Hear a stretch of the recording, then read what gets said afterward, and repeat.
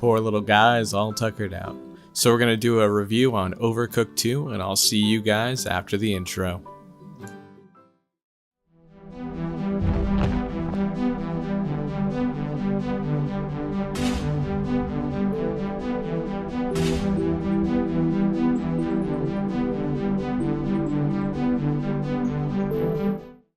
Cast here, and this review is a palate cleanser from the FPS, MMORPG, and MOBA smorgasbord that has hit our gaming table over the last few years. Overcooked 2 serves up some good old-fashioned fun with friends and family alike. Whether at home with everyone around the trusty old computer or across the chocolate-filled hills of the internet, this party game is both challenging and entertaining. And while this is not the first game in the Overcooked series, this is actually the second course of what I'm sure will be a 3-course meal in the future. The reason for this is while I enjoyed the first Overcooked game, it is Overcooked 2 where things really are grilled to perfection. Anyway, enough with the food puns, let's take a more in-depth look at Overcooked 2. So let's start at the beginning.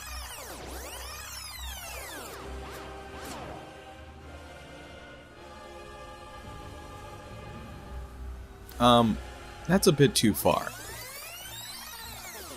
That's better.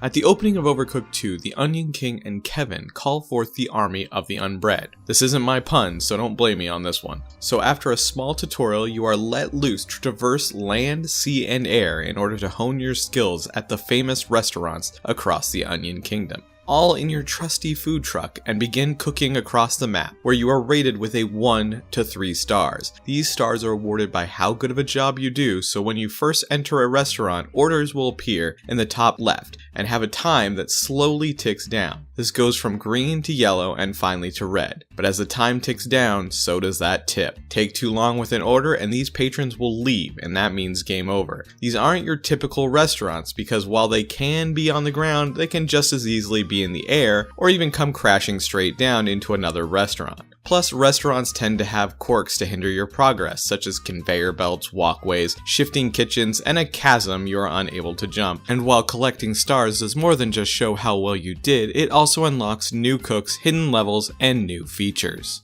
Now in Overcooked 2, they added a new feature, and that is the ability to throw food, because nothing says fun in the kitchen like a good old-fashioned food fight. This feature was not in Overcooked 1, and honestly makes a huge difference in the single-player games. Being able to throw food between your two chefs saves time, and really helps to keep things from catching fire. Now, while campaign is enjoyable, what really kicks this up a notch is being able to play with others. If you have 4 controllers, you can plug them into your computer and play co-op, or you can invite people from Steam to play, though while going through Steam, they will need to have a copy of their own. I recently streamed this with some friends, and being able to run around together while trying to coordinate who does what and when in these crazy kitchens led to some pretty fun antics and hijinks, which made the time go by so quickly we didn't even realize that 4 hours had gone by. So while some levels are easier with 3 or 4 players, overall they are all pretty challenging, because honestly most of the time you're trying to not run into each other, dash off the side, or make the wrong dish. Goofing off and pelting your friends with ingredients is encouraged. The versus in arcade modes are fun, whether to go head to head with friends or to go public and play against random people online. However, it took a really long time for me to get into a few random public games, so my experience is a bit limited. However, this allowed for a new experience every time I jumped into the game. All in all, Overcooked 2 is stable. I didn't have any crashes or glitches, and while I wouldn't say the graphics are particularly noteworthy, the art is fun and lighthearted, which goes well with the game's theme. I can't picture a way for them to be better for this kind of game. The sound effects are what they should be, the sound of customers, ingredients being chopped up, and meat flying into the grill. The music is enjoyable, and I didn't feel like it was overpowering, and I didn't feel like it was a continuous loop of the same few songs. Overcooked 2's biggest flaws is that it's not made for a keyboard and mouse. I mean, it is flat out made for controller. The wait time for getting into public games is way too long, and finally its price point just feels a bit too high for what it is, so I would love to see a 4-person bundle pack with a price break. However, price aside, I would give this game a 3.5 out of 5 for solo and a 4.5 5 out of 5 with a group of friends. So while you're out there washing dishes, chopping ingredients, throwing rice, and cooking pizzas, go out there and be fantastic chefs and cook something great. I'm Cast, and this has been a review of Overcooked 2. If you enjoyed it, hit that subscribe button, ring that bell, and I will see you guys on the next review.